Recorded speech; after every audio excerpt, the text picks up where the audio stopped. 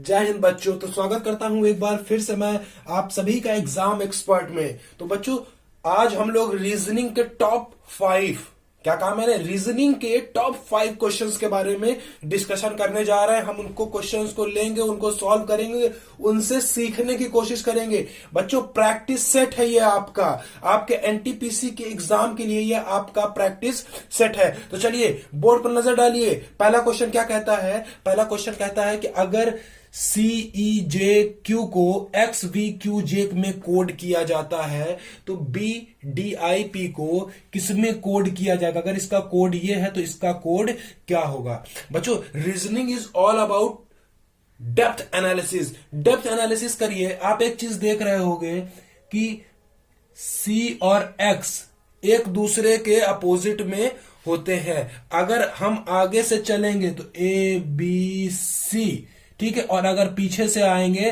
तो ZY और X। ये देखिए थर्ड पोजीशन, ठीक है बच्चों, बिल्कुल उसी तरह है ये, बिल्कुल सेम उसी तरह है ये, और लास्ट में ये। मतलब कि ये सभी नंबर्स कैसे हैं? एक दूसरे के अपोजिट है। कैसे हैं?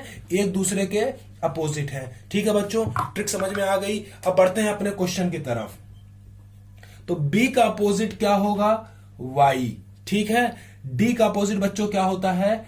W, और I का अपोजिट होगा R, ठीक है, और P का अपोजिट, जी हाँ बच्चों, K, ठीक है। तो यही आपका क्या हो जाएगा? आंसर। ठीक है बच्चों, आपको बस एनालिसिस करना है, देखना है क्वेश्चन को कि क्वेश्चन में हमें कौन सी चीज को पकड़नी है, हमें कौन सी ट्रिक पकड़नी है, और जैसे ही आप उसको अपने नजर में ले आ लोगे वैसे ही आपका आंसर भी आपके सामने होगा। चलिए बच्चों बढ़ते हैं क्वेश्चन नंबर 2 की तरफ।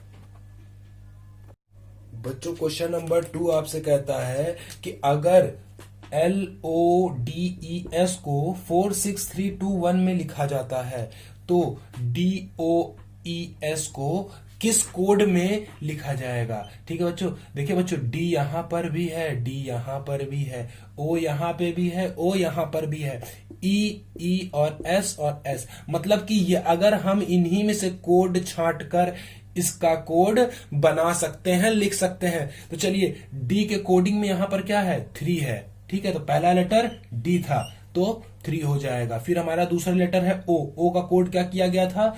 6 किया गया था, तो 6।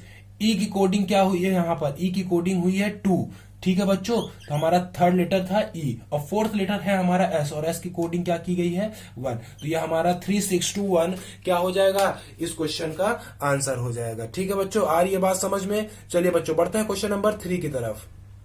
चलिए बच्चों बोर्ड पर नजर डालिए। क्वेश्चन नंबर 3 आपसे क्या कहता है? कहता है कि एक सीरीज दी हुई है। क्या दिया हुआ है? एक सीरीज दिया हुआ है आपके क्वेश्चन में। कह रहा है कि इसके आगे यहां पर कौन सा नंबर आएगा। यहां पे कोई एक सीक्वेंस है, कुछ एक इसमें दोनों में यहां पर एक मिलान हो रहा है, एक मेल है कुछ, उसी को आपको धीरे धीरे क्या करना है? उसी सीक्वेंस में आगे बढ़ाना है। तो क्या कुछ सीक्वेंस बोर्ड पर नजर डालने पे दिख रहा है? जी हाँ बच्चों, दिख रहा है। ध्यान से देखिए, 26 में से -2 करेंगे, क्या आएगा? 24 आएगा, और 24 में अगर हम -4 करते हैं तो 20 आएगा, ठीक है बच्चों। फिर अगर हम 20 में -2 करते हैं तो 18 आएगा, और 18 में -4 करते हैं तो 14 आएगा। इसका मतलब है -2 -4 -2 -4 और फिर -2, और 14 में से अगर -2 कर देंगे हम तो आपका आंसर आ जाएगा बच्चों 12। ठीक है, ऑप्शन पे जाइए, टिक कर दीजिए और एनटीपीसी में सिलेक्शन ले लीजिए। चलिए बच्चों बढ़ते हैं क्वेश्चन नंबर 4 की तरफ।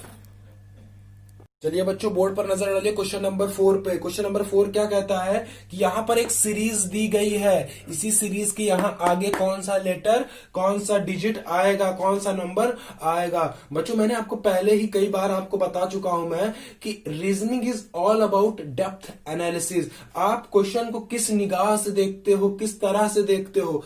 शार्प बनिए बच्चों, इस समय हार्ड वर्क करने से ज्यादा शार्प और स्मार्ट वर्क करने की जरूरत है। ठीक है, तो आप बोर्ड पर नजर डालिए, लिखा है 3 7 37, और 3 + 7 करोगे तो आ जाएगा 10। दिखा? दिखा क्वेश्चन में आपको ये चीज साफ साफ है, बस आपको नजर की जरूरत है। 9 और 7 को प्लस करोगे तो हो जाएगा 16, और सेम इसी हम सीक्वेंस को आगे बढ़ाएंगे तो 8 और 4 को जब हम प्लस करेंगे तो आंसर आ जाएगा आपका 12। ठाना बहुत आसान, बस निगाह की फर्क थी बच्चों। मैं आपको वही निगाह सिखा रहा हूं कि कैसे आप क्वेश्चन को डेप्थ एनालिसिस करेंगे, कैसे आप क्वेश्चन को देखेंगे। ठीक है, आई होप आपको ये क्वेश्चन समझ में आ गया होगा। चलिए बढ़ते हैं क्वेश्चन नंबर 5 की तरफ। बच्चों आज के रीजनिंग का ये लास्ट क्वेश्चन है, लेकिन बहुत पेचीदा क्वेश्चन है। लेकिन जब मैं आपको बताऊंगा इस क्वेश्चन का सॉल्यूशन तो आपको ये भी क्वेश्चन एकदम आसान लगने लगेगा। चलिए बोर्ड पर नजर डालिए, पहले आप क्वेश्चन को देख लीजिए। फाइंड द ऑड लेटर्स, यहाँ पे 4 ऐसे ऑप्शन दिए हुए हैं, इनमें से कहीं पे एक ऑप्शन हमें यहां से छांट कर बाहर करना है, जो कि इस लिस्ट में नहीं आता है, ऑड है वो नहीं इनमें मैच नहीं करता है। बाकी 3 में कोई ना कोई सीक्वेंस होगा, कोई ना कोई समानता होगी, सिमिलैरिटी होगी, लेकिन इन चारों ऑप्शन में से कोई एक क्वेश्चन में वो सिमिलैरिटी नहीं होगी। चलिए पहले पकड़ते हैं ऑप्शन नंबर ए को। ठीक है, ऑप्शन नंबर ए में जब हम देखते हैं तो लिखा है IEG। बहुत ही ध्यान से देखिएगा बच्चों ई और जी के बीच में एक अल्फाबेट का अंतर है, EFG। H के बाद I आया समझ में? E के बाद F के बाद G, और G के बाद यहां पर H को छोड़कर जो भी डिजिट है तो I लिख दिया है।